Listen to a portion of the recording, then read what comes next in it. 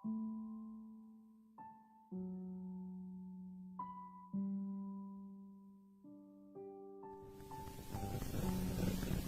bersyukur kepada Tuhan.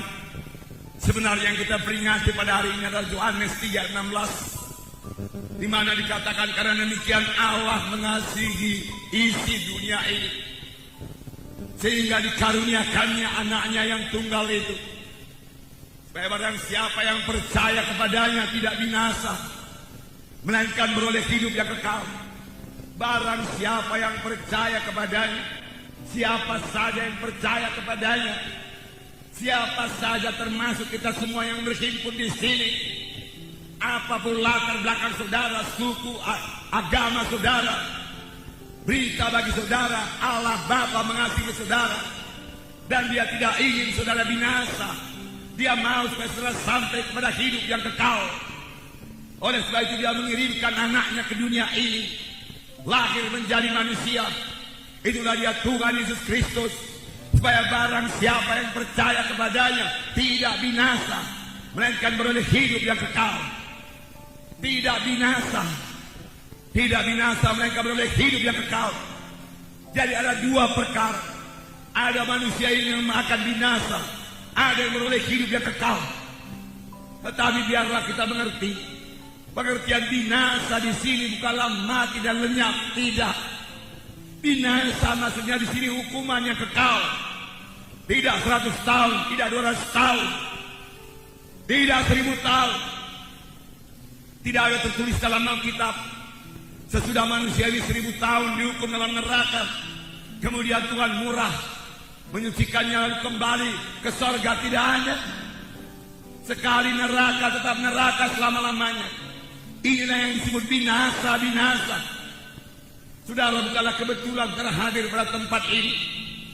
Janganlah seorang pun masuk ke tempat kebinasaan tersebut, yaitu neraka yang kekal.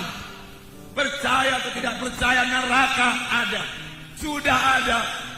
Bahkan sudah banyak orang ke neraka. Jangan ditambahi lagi. Rebut jiwa-jiwa. Bawa dia ke sorga.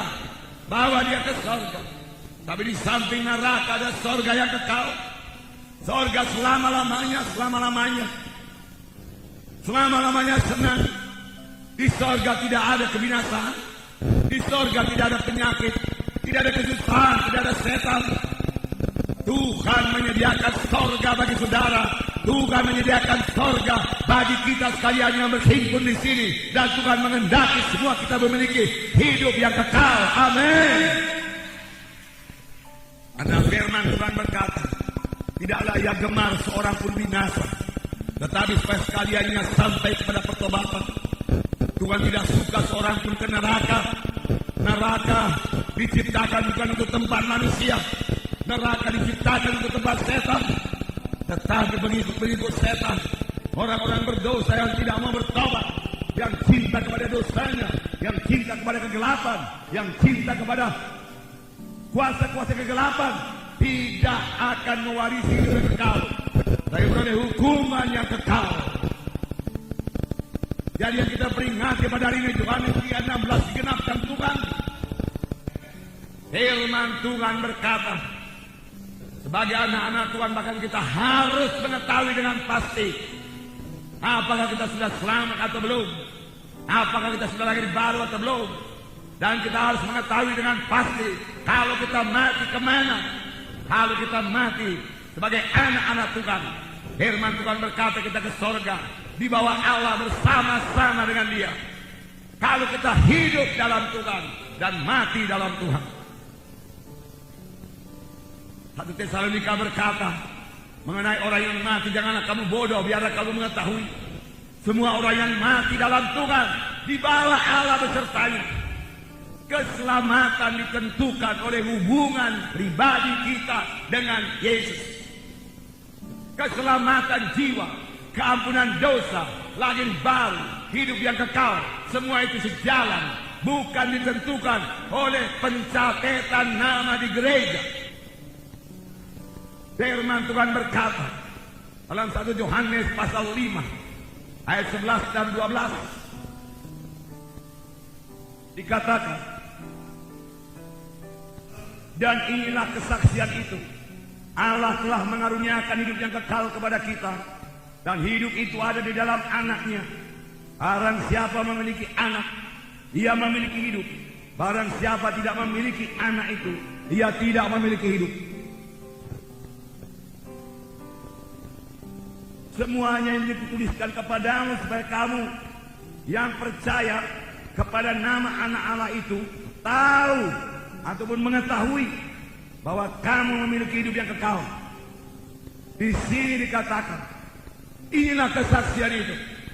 Allah telah mengaruniakan hidup yang kekal kepada manusia ini. Tetapi siapakah yang selamat? Siapakah yang menerima karunia itu? Di sini dikatakan, barang siapa memiliki anak. Anak ditulis dengan huruf besar. Maksudnya bukan keturunan. Bukan maksudnya barang siapa yang memiliki keturunan dia memiliki hidup yang kekal. Tidak.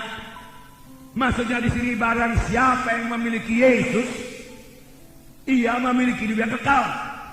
Barang siapa tidak memiliki Yesus, ia tidak memiliki hidup yang kekal. Rasul Yohanes berkata, supaya kamu mengetahui bahwa kamu sudah beroleh hidup yang kekal, yaitu kamu yang percaya kepada nama anak Allah Yesus Kristus. Supaya kamu mengetahui.